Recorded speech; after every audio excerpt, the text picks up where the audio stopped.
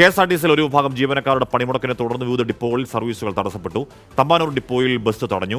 എറണാകുളം പെരുമ്പാവൂരിൽ 80% സർവീസുകൾ മുടങ്ങി. എന്നാൽ സമരം സർവീസുകളെ ബാധിച്ചില്ലെന്ന് KSRTC വ്യക്തമാക്കി.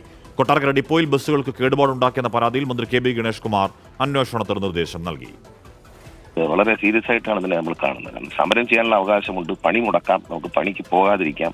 പക്ഷെ മറ്റുള്ളവരെ പണി ചെയ്യുന്നതിന് തടസ്സപ്പെടുത്താനും അത് സ്വന്തം തൊഴിലിനോട് ഇത്രയും കൂറില്ലാതെ പെരുമാറുകയും ചെയ്യുന്നത് വളരെ മോശമാണ്. ഈ സംഘടന മനസ്സിലാക്കണം. അവരെ എല്ലാവരും പൊതുജനങ്ങൾ തിരിച്ചറിയുന്നു. KSRTC ഇപ്പോൾ ഒന്ന് രക്ഷപ്പെടും എന്നൊരു സാഹചര്യം കണ്ട് ജനങ്ങൾക്ക് അതിനോടൊരു താല്പര്യമുണ്ട്. ഇത് രക്ഷപ്പെടണമെന്ന് ജനങ്ങൾ ആഗ്രഹിക്കുന്നുണ്ട്. ആ സമയത്ത് ഇത്തരത്തിലുള്ള ഒരു സമരവും, ആ സമരം പണിമുടക്കുന്നുണ്ട്, കുഴപ്പമൊന്നുമില്ല, പണിമുടക്കട്ടെ, അതവര് ഒരു സമരത്തിന്റെ ഭാഗമാണ്. പക്ഷെ അത് ഈ KSRTCയുടെ സ്വത്തുക്കളെ ഡാമേജ് ചെയ്യുന്ന തരത്തിൽ ഒരു കാരണവശാലും അനുവദിക്കില്ല. ഇതിൽ പൊതുമുതൽ നശിപ്പിക്കൽ വകുപ്പ് പ്രകാരം കേസെടുക്കും. മാത്രമല്ല, ഞാനത് SP-യോട് സംസാരിച്ചിട്ടുണ്ട്. ഇൻവെസ്റ്റിഗേഷൻ പോലീസായിരിക്കും നടത്തുന്നത്. പ്രതികളെ കണ്ടെത്തണമെന്ന് നിർബന്ധമായി പറഞ്ഞിട്ടുണ്ട്.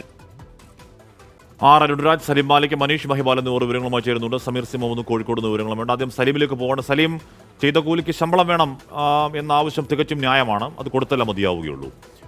എന്താണ് സമരക്കാരുടെ ആവശ്യം? സമരം ഇപ്പോഴും തുടരുന്നുണ്ടോ? കൊട്ടാരക്കര കണ്ടതുപോലെയുള്ള ഒരു സമരരീതി എന്തായാലും തമ്പാനൂരിൽ കണ്ടില്ല. സലീം.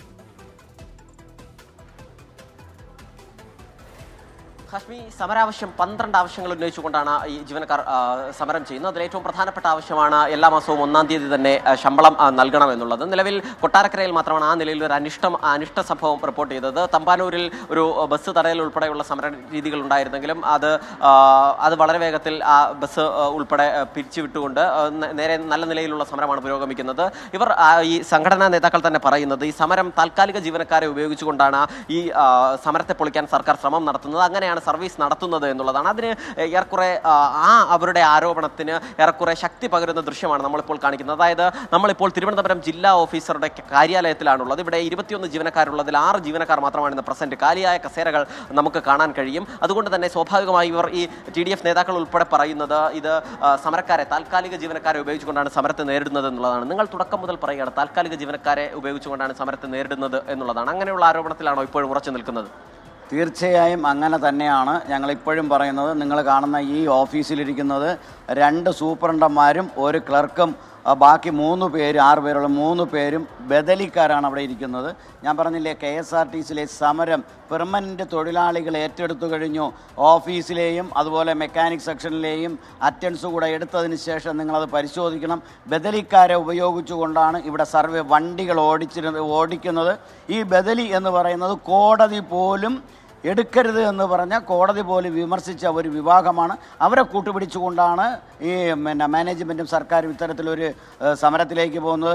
CIT ഉൾപ്പെടെ ആൾക്കാർ ഇത് പൊളിക്കാൻ, നേതാക്കന്മാർ പൊളിക്കാൻ ശ്രമിച്ചുവെങ്കിലും CITയുടെയും BMSൻ്റെയൊക്കെ പ്രവർത്തകരുൾപ്പെടെ ഈ സമരത്തിൽ പങ്കെടുത്തിട്ടുണ്ട്. അത് അറ്റൻഡൻസ് പരിശോധിച്ചാൽ അറിയാം. ഞങ്ങൾ ഇന്നലെ രാത്രി മുതൽ ഇന്നലെ രാവിലെ മുതൽ ഇവിടെ ഉണ്ടായിരുന്നു. ഇന്നലെ രാത്രി ഞങ്ങൾ മുതൽ സമരത്തിൽ പങ്കെടുത്തു.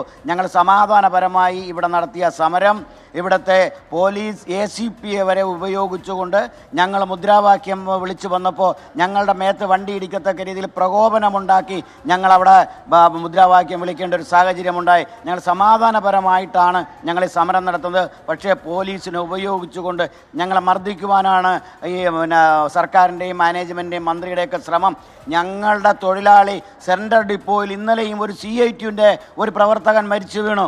ഞങ്ങളെ ഒന്നിൽ തുറങ്കിലടയ്ക്കൂ, അല്ലെങ്കിൽ ഞങ്ങൾ ചെയ്ത ജോലിയുടെ ശമ്പളത്തിന് വേണ്ടി, ഇവിടെ സർക്കാർ തന്നെ പറയുന്നുണ്ട് പാടത്ത് ജോലി വരമ്പത്ത് കൂലിയെന്ന്. ആ സർക്കാരിൻ്റെ മുന്നിൽ ചെയ്ത ജോലിയുടെ ശമ്പളത്തിന് വേണ്ടി തെരുവിൽ സമരം ചെയ്യേണ്ട ഒരു ഗതികേടാണ്.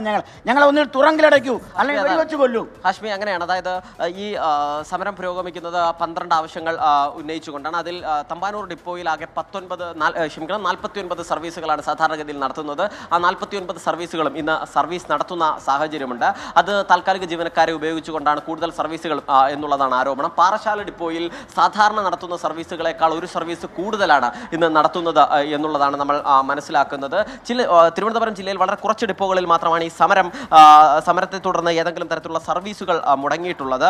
സംസ്ഥാനത്തിന്റെ വിവിധ ഭാഗങ്ങളിലും അത് അങ്ങനെ തന്നെയാണ്. വടക്കൻ ജില്ലകളിലാണ് കൂടുതലായി സർവീസുകൾ മുടങ്ങുന്നത് എന്നുള്ളതാണ് ഗതാഗത മന്ത്രിയുടെ ഓഫീസ് അറിയിക്കുന്നത്. സമരം ചെയ്യുന്നവർക്കെതിരെ ഡയസ്നോൺ പ്രഖ്യാപിച്ചിട്ടുണ്ട്. അതേസമയം മറ്റ് നടപടികൾ ഉണ്ടാവില്ല. അതേസമയം ഏതെങ്കിലും തരത്തിൽ വാഹനങ്ങൾക്കുൾപ്പെടെ കേടുപാടുണ്ടായാൽ അവർക്കെതിരെ വലിയ നടപടി ഉണ്ടാകും എന്നും പറയുന്നുണ്ട്. തമ്പാനൂർ ഡിപ്പോയിൽ അല്പസമയം മുൻപ് നമ്മൾ നിന്ന ഈ ഓഫീസിൽ പ്രവർത്തകർ ഓഫീസിനുള്ളിലെത്തി മുദ്രാവാക്യം മുഴക്കിയിരുന്നു. തമ്പാനൂർ ഡിപ്പോയിൽ കുറച്ചധികം സമയം പ്രവർത്തകർ മുദ്രാവാക്യം മുഴക്കി ബസ്സുകൾ തടഞ്ഞിട്ടിരുന്നു. പോലീസുമായി ചെറിയ വാക്കുതർക്കമുണ്ടായി. അതൊഴിച്ചാൽ വലിയ അനിഷ്ട സംഭവങ്ങൾ ഒന്നും ഉണ്ടായിട്ടില്ല. പുറത്ത് റോഡിലേക്ക് ഇറങ്ങി മുദ്രാവാക്യം വിളിച്ചെങ്കിലും റോഡിലൂടെ പോകുന്ന ബസ്സുകൾ അവർ തടഞ്ഞതുമില്ല. നിലവിൽ എന്തായാലും പോലീസിന്റെ ഒരു വലിയ വിന്യാസം ഇവിടെയുണ്ട്. പോലീസ് ഈ സമരക്കാരെ നേരിടാനായി പോലീസുകാർ ഇവിടെ വലിയ വിന്യാസമുണ്ട്. സമരക്കാരുമുണ്ട്. അല്പസമയത്തിനകം തന്നെ TDFന്റെ സംസ്ഥാന ജനറൽ സെക്രട്ടറി കൂടിയായ M. വിൻസെന്റ് MLA കൂടി ഇവിടെ എത്തും എന്നാണ് മനസ്സിലാക്കുന്നത്.